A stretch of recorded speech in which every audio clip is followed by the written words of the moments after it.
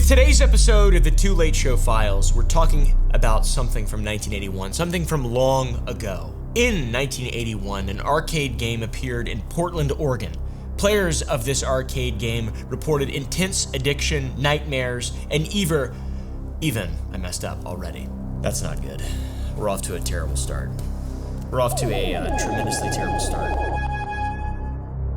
There was a game that you could play that would come into your head, that would affect your mind. And we have it, allegedly. In 1981, an arcade game appeared in Portland, Oregon. Absolute shithole. Players reported intense addiction, nightmares, and even suicidal thoughts. Within weeks, the machines vanished without a trace. Was this the work of the government? Agents in the government conducting covert mind control experiments, or potentially even a carefully crafted urban legend that has tapped into our deepest technological fears? This is the story of Polybius, the arcade game that never existed, but continues to captivate audiences decades later. It goes back, I think, to MK Ultra and the Americans in the 1970s when they were using hallucinogenics to try and control the populace.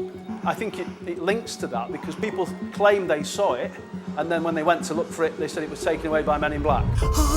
And I have one in this box. I have a Polybius, a real Polybius. I bought it on Amazon, or not Amazon, eBay for $2,000. We're gonna open it later. I'm gonna see if I can get mind controlled by the CIA and maybe kill. In 1981, a mysterious arcade game called Polybius allegedly appeared in several arcades around Portland, Oregon, which captivated players with its addicting gameplay and strange side effects. The game was described as a black cabinet with no name, featuring geometric patterns and colorful shapes. Approximately 1 month after its supposed release in 1981, Polybius is said to have disappeared without a trace, contributing to its urban legend status. The legend of Polybius first emerged on internet forums, particularly on a forum called coverup.org. Spent a lot of time there when I was about 3. All right, guys, back in '99. To understand the context in which this legend took root, it is essential to examine the arcade culture of Portland in 1981. I know that sounds like a bit of a bore fest, but it's really interesting, I promise. All right, guys. At the time, the city's arcade scene was thriving with popular games like Tempest and Asteroids. They drew large crowds of enthusiastic mouth breathers. This vibrant gaming environment provided fertile grounds for urban legends to flourish, as intense social interactions and shared experiences of arcade goers facilitated the spread of rumors and tall tales. And rickets, little known fact, measles as well. That's all written down. I don't know why I'm writing it. I don't know how they even spelled that. I'm making fun of RFK Jr. Reports from 1981 and 1982 detail strange and unsettling health effects among the players of the elusive arcade game Polybius. Accounts describe intense nausea, headaches, seizures, and even temporary memory and vision loss, with some even claiming the game was abruptly removed from arcades after only a few weeks. Yet despite these persistent rumors, official records and newspaper archives from the time contain zero evidence of its existence at all. The absence of this documentation has led some geniuses to believe that the game was deliberately erased from history. Not even people who are skeptical about maybe it's a false internet mystery, rumor, urban legend thing. No, it's not even that. It was erased by the government. That's personally what I believe, and that's why I have a copy of Polybius here that I'm gonna be playing in approximately 17 minutes and 43 seconds. And then maybe I'll lose, my brain will fall out of my fucking head. That'd be funny. What if it actually, would you upload the video? Would we get the video posted? If I'm just like, oh, I'm just playing it, it's just, oh, and then you like, as I'm in my fugue state of playing Polybius and I'm like, oh, you sign over my YouTube channel to you. That'd be really funny. Here, log in really quick. Click this keylogging link. The cultural context of the early 1980s also played a significant role in the shaping of the legend of Polybius. This period, if you didn't know, was marked by big hair and leggings. Also, Cold War paranoia and growing anxiety surrounding new technologies. People were literally afraid of computers coming to life and taking over the world. Why is that not a fear still? That's real. I guess people are afraid of AI and stuff, but I don't know. The rapid advancement of video game technology really got people's fucking bungs in a tizzy, all right? Just made that up. Press like. The rapid advancement of video game technology combined with the lingering fears of government surveillance, manipulation, the whisperings and inklings of MK Ultra, etc., led to rumors about Polybius being real. And the entire idea became more and more believable over time. And during this time, the arcade industry was also experiencing explosive growth, which was often viewed with suspicion and concern by segments of society. People were thinking, you know, this thing rock and roll has come and it's fucked up an entire generation of idiots and dumbasses. Now we've got these boxes where they're spending time looking into the tube, and the tube is screaming back at them. The abyss, basically, is how old people felt at the time. At the time, parents and authority figures frequently expressed worries about the potential negative influence of video games on the youth. Haven't heard that shit before. People are always like, video games cause violence! Not the news. Not the news headlines. Not the news, man. It's the video games. It's not the fucking video games. It's the news, you stupid fuckers. All right, books have been around for a long time, and they're extremely violent, full of sex and porn and rock and roll and stuff. People are fine. It's not video games. It's not art. It's your stupid news shit, you idiots. You stupid media people. Package on the way. There's a package on the way. If you ordered Sour Boys, there's a package on the way. All right, I don't mean anything else by that. That's just a mere joke. This is a mango Sour Boys. Our flavor this weekend, Friday, 3 Central Standard at sour.gg, is rainbow. We're bringing back the oldies. I know we say a new flavor every single week. We mean it.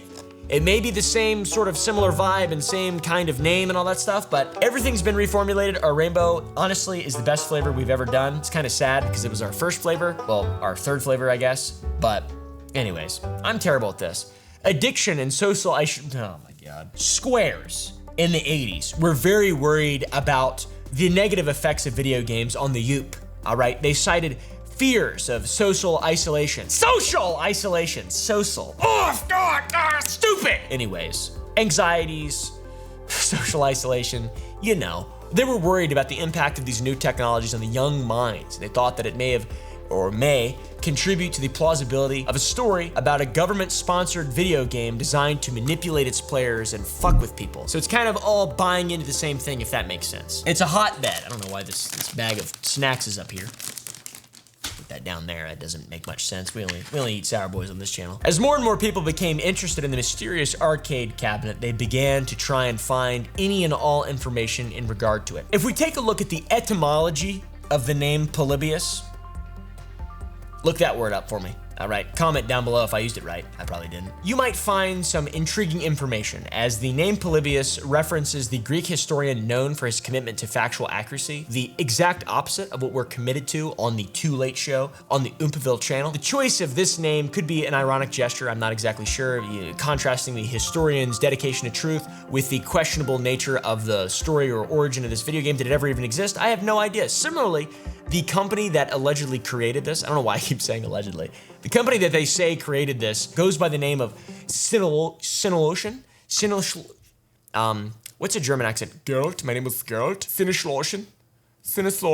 It is a non-standard German phrase roughly translated to sense deletion and adds an intriguing layer to the mystery of the Polybius name. If you look up the company name, the top result will be the company's website, which has a lot of porn and people shooting lemons out of their buttholes. It's an early 2000 website detailing what the company stands for, its achievements, and there's also a link to download Polybius for yourself. But who knows what it would download on your computer if you click on that link, all right, guys? Zip bomb, malware, other horrible stuff. How to make meth.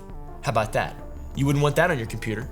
Now, would you? There is an interview that exists on the internet with a fella by the name of Steve Roach from 2006 who claims to have founded the company that made Polybius and worked on Polybius. Mr. Roach describes the company Sinolotion as a small group of amateur programmers commissioned by an unnamed company to create a groundbreaking arcade game. You can see where this is going, all right? Just put some fucking Men in Black in there, a couple CIA, maybe a little drive through Dallas, all right, guys? Maybe a bookstore, maybe a bunch of lies, maybe a bunch of files, etc. And it starts to really make sense. The interview with Mr. Roach, aka Steve Buscemi, is what I call him, introduced key elements in the story that align with our existing rumors. This includes the game's addictive nature, its apparent addictive nature, and its limited release, along with a reported medical incident involving a young player. Steep also addressed the infamous Men in Black sightings, suggesting they were merely company executives retrieving the machines rather than government agents or Men in Black, you know, like from the movie Men in Black. Have you seen that movie? It's really good. I'd say it's underrated. It's my favorite performance by Will Smith. Second to him getting cucked by his wife. I love that performance.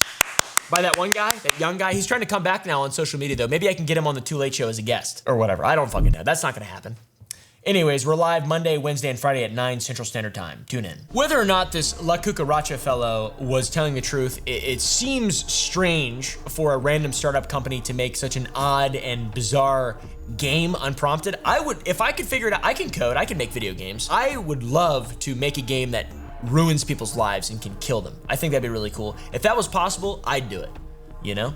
I don't know how it's not possible, I don't think. Maybe I could figure that out though. My next business venture. Now, it's very important to note, things only get stranger from here as there are more real life reports of Polybius and its effects. And we're gonna be playing it a little bit later. I keep mentioning that. You guys are like, play the fucking game already, dumbass. Why does your head look like that? I don't know, I was born this way. Leave a comment. Let me know what you think. The early 1980s witnessed a series of documented incidents in arcades that would later contribute to the foundation of the Polybius legend. While these events bore no direct connection to the mythical game, they provided a kernel of truth, real, actual, factual, legitimate truth that would be exaggerated heavily and distorted over time. Allegedly. I don't know. It was, certainly. In cold November of 1981, a 12-year-old by the name of Brian Morrow attempted to break the world record for playing a game called Asteroids, which is basically a shitty version of Subway Surfers and or Jetpack Joyride.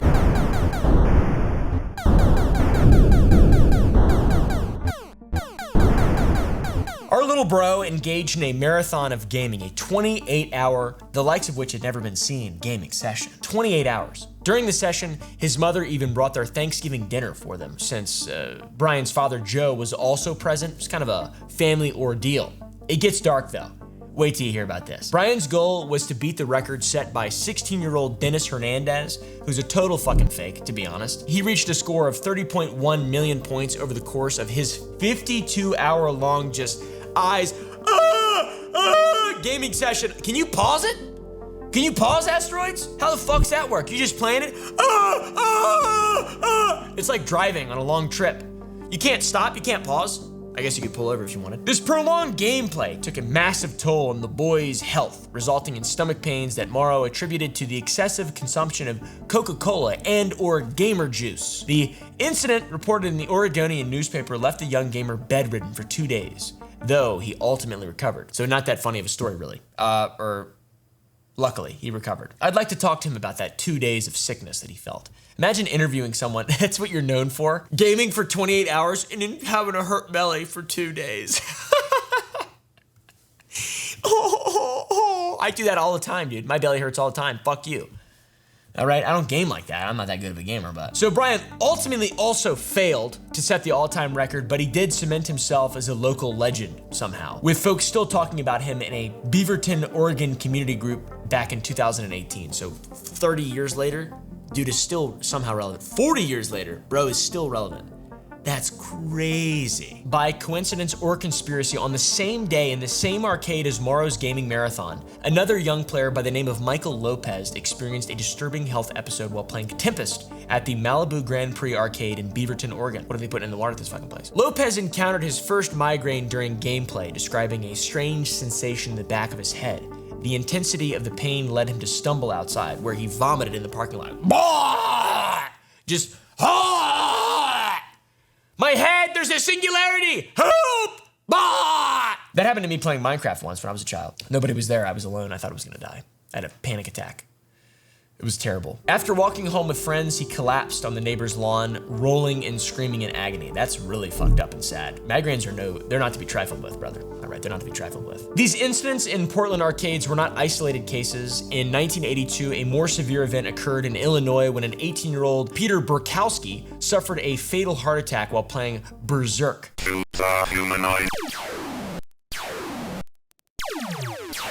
Medical professionals attributed Burkowski's death to a pre-existing heart condition exacerbated by the stress of the intense gameplay. Let's roll some footage of Berserk on there.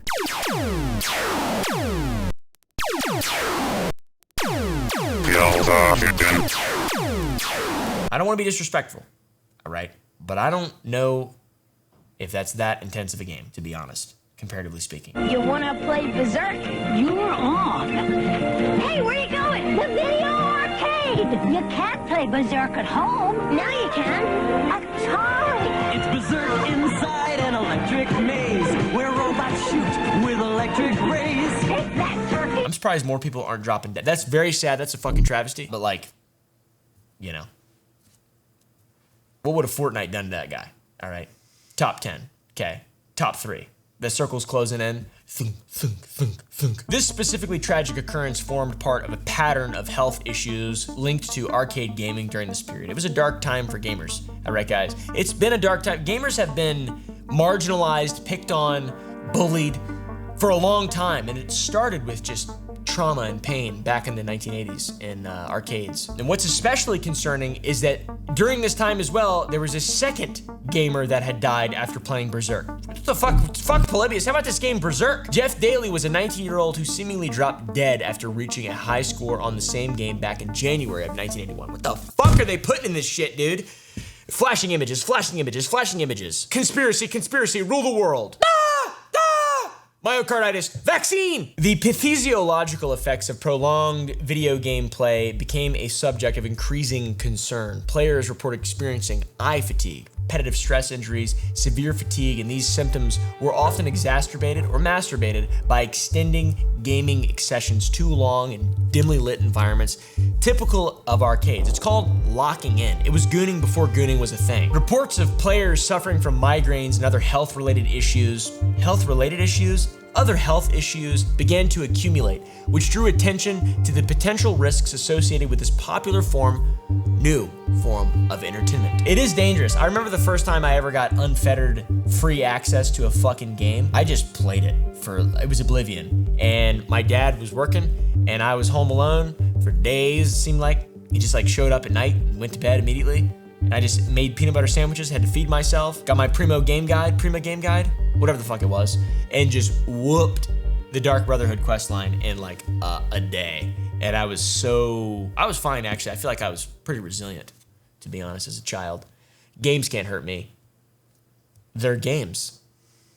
Only I can hurt me if I neglect myself while playing games. Treat yourself. This is a side point. Of particular concern in regard to these old games was the discovery that certain visual patterns in video games, especially those involving flashing lights and rapid movements, could trigger photosensitive epilepsy in susceptible individuals. I can't imagine having epilepsy, big fear of mine. That would be terrible to just be fucking taken out by some flashing lights.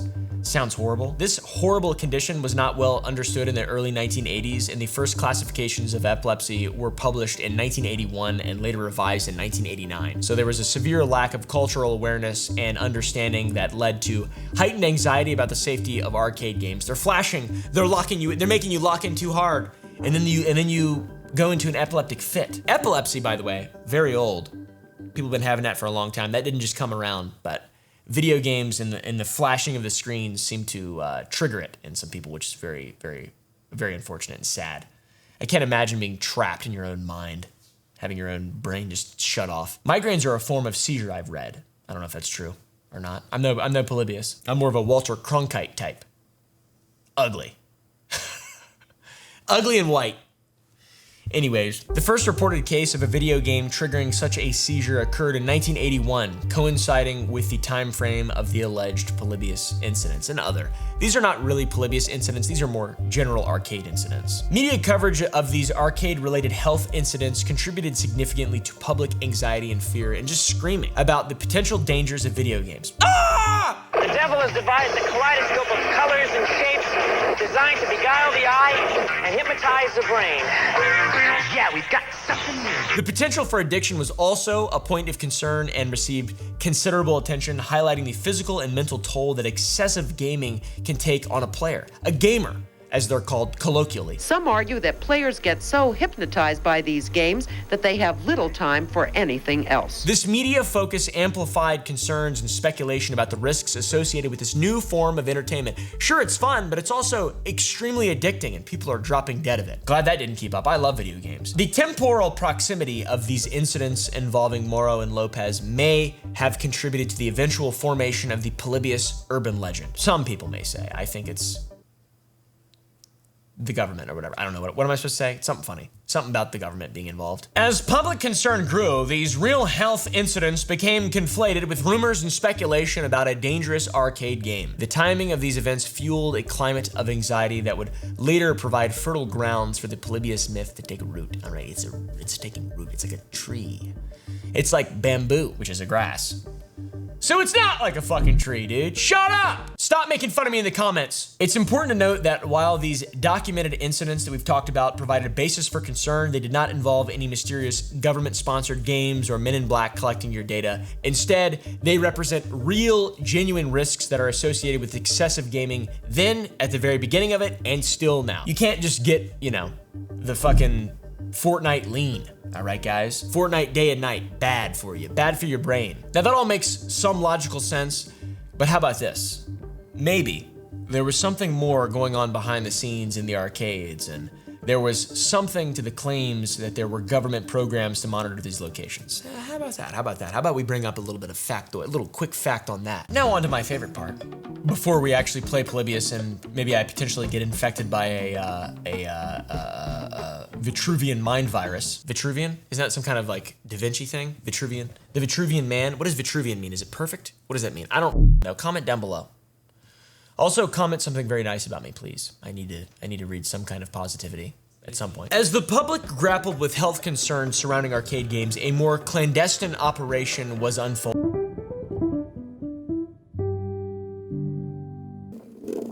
Whoa. In the shadows of Portland's gaming establishments. The Federal Bureau of Investigation, the FBI, had turned its attention to these neon-lit havens, not for mind control experiments, but rather due to growing concerns about illegal gambling and drug activity within these popular entertainment venues. Because everybody knows that when you've got video games, you've also got gamblers and drug addicts. Because they're all the same. They're all just as equally as bad, all right? What does the cartel guys do in the morning when they first wake up in the morning? Fortnite. What do they do at night before they go to bed? Warzone, all right? What do I do before I go to bed? Masturbate. Just kidding. In the early 1980s, the FBI launched a series of covert operations in Portland area arcades. Undercover agents would infiltrate these establishments and monitor player behavior and collect data on suspected criminal activities. This surveillance extended beyond mere observation as the FBI employed innovative tactics, asymmetric warfare, all right? Punji pits. They put them in there. It's crazy. I don't know how they got away with it. It's evil. To gather evidence, reports suggest that agents utilized arcade cabinets themselves as tools for covert surveillance, equipping them with hidden cameras and microphones to capture incriminating information and film a lot of children having fun. Very odd. They love doing that. You've got to know that during this time, the time that they were living in, it was a bit of a boom in general of entertainment. Strip clubs, hookers, cocaine, casinos, they were all running rampant in the Portland area. And because of this, they wanted to ensure everyone was living within the law and following new regulations, which I totally agree with, all right? I'm massive into following rules, asking mommy permission. What else do I like doing? The extent of the FBI's involvement in arcade surveillance became apparent in December of 1981 when a Portland arcade owner was arrested for rigging machines for gambling purposes. What a piece of shit. This incident was not isolated, but rather part of a broader crackdown on illegal gambling activities in arcades across the region. The FBI's focus on arcades as potential hotbeds of criminal activity were further exemplified by a federal sting operation conducted in 1982 at the Games People Play arcade in Seattle. This year-long investigation culminated in the arrest of 25 individuals, which underscored the serious nature of this massive problem and the importance of law enforcement and how they view entertainment and how they want to keep the public safe. No gambling, don't gamble, don't gamble. It's not free money. It is free money. It's free money. They're trying to hold us back, all right? The FBI, laws, asymmetric warfare, punji pits. Not literally though. That would probably hurt. It is sad though. There were microtransactions before there were microtransactions, and these came in the form of gamblers playing arcade games and I guess putting slot machines in their thing and not on Indian burial grounds or what. I don't know anything about gambling, really. I ain't been up to Choctaw in quite a while, all right guys? TBH. But people were exploiting these beautiful sacred entertainment spaces and the FBI was getting involved, and for that I'm grateful. That being said, the FBI's operations did have some unintended consequences. For example, they contributed to the burgeoning Polybius legend. One notable effect was the shortage of Tempest machines in Portland, as many were seized for evidence during their early investigations, and the scarcity of popular games fueled speculation and rumors, which created a fertile breeding ground, a humping fest for urban legends to take root. Players were left unable to access their favorite games. They began to wonder about the reason, why is my game gone? Who took my Candy Crush? Ah! Ah! Unknowingly, this poop feast sowed the seeds for the Polybius myth. And this makes sense, right? It genuinely makes sense. People thinking that the fictitious machine Polybius could have been taken away as well, because there was obvious proof of government agents seizing other machines, you know, but then there's the guy, Donnie Cucaracha, or whatever the name was, Mr. Roach from earlier, talking about how Solstice, or whatever that guy who wrote Gulag Archipelago, all right, that's some actually invented the game and the guys in black were just the employees of the company. I don't know, dude. But the government's interest in arcade games was not solely focused on gambling and drug-related crimes. For example, there were broader concerns about youth corruption and potential negative influence of arcade culture. Who the cares, dude? Have you ever played War Thunder? No? Well then shut the up. What do you know about gaming if you've never played War Thunder? Have you ever played Arma? No? RimWorld? No? Then shut up, FBI, agent, number 6, whatever the name is. Dude, you federal employees, all of you, suck it. Just kidding. I have some people who work federally, who watch my videos. Comment down below, did you respond to the Elon Musk email? I wouldn't have. And if you did, what did you say? Game devs have no shortage of history in leaving delinquent behaviors in the games, though, to be fair. Much later, after all this arcade stuff, there was a hot coffee issue. There was leftover code in GTA San Andreas where you could control CJ while he was busting nuts and peeing white. And that's really strange. So yeah, that's definitely like more bad than worrying about arcade games influencing children to be, it's just dumb. It just doesn't make any sense. But Polybius, though, I don't know. JFK, I don't know. Conspiracy mode. This did breed an atmosphere of suspicion and scrutiny, and that created an environment where conspiracy theories could flourish and run rampant, as the line between legitimate law enforcement activities and imagined government plots became increasingly blurred in the public's imagination, which I love that. Let's keep blurring that line. We need to have more conspiracies. They're very fun. They're very fun. It's just really fun. It's the classic boomer mindset, though, as well. Video games cause violence. Have you ever played a video game? Play The Sims, all right? Have you ever used a printer? They cause violence. Jesus. Your Xerox shit has made me more violent than any video game ever. You old bastards. Just kidding, I'm sorry. I got old people watching this.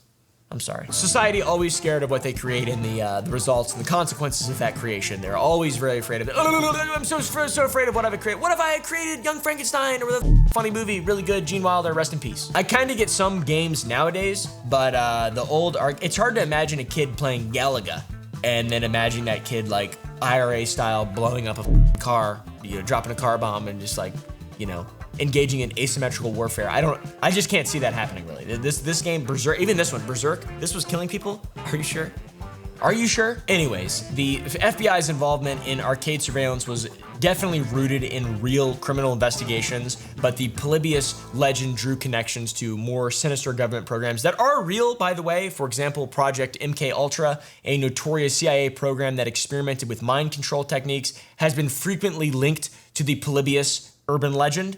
Although there is no direct evidence, I'm gonna go out on a limb and say that they are involved. All right, they're real. The unethical experimentation on people and their minds mixed with video games is a really cool, interesting idea, but once again, there's no evidence of that. The concept of men in black visiting arcades to collect data from the machines became a central element of the Polybius narrative, and this image of mysterious government agents lurking in the shadows of arcades was probably influenced by the presence of the undercover FBI agents or active FBI agents conducting surveillance in real. So it makes sense. It makes sense as to where the legend came from. Definitely would be scary, you know, being at that time and kind of seeing and thinking about it. Anyways, I have a copy of Polybius, so let's open that up. See, it says Polybius arcade machine right the fuck on it. Oh, this is gonna be titillating here, dude. This is gonna be crazy, dude. Fuck. Bingo, bingo, bingo. Polybius unboxing.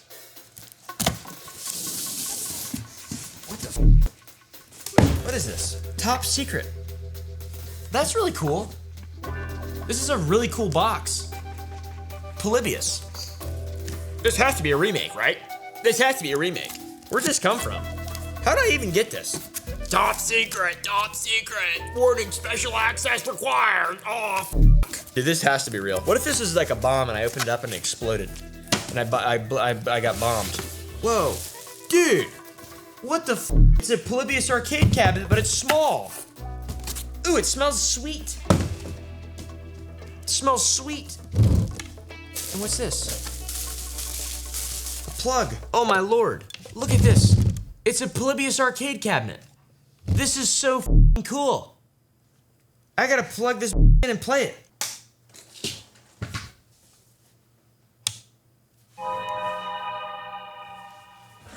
All right. I don't feel so good. I'm looking at it right now and it's making me sick. How do you, is it real? Can I play it or is this fake? What is this? Damn. Insert coin? Is this even real, dude? Did I get scammed? It seems real. It says 1981 on it. That's kind of unique. Oregon Amusement Machine Commission. City of Portland, State of Oregon. Whoa.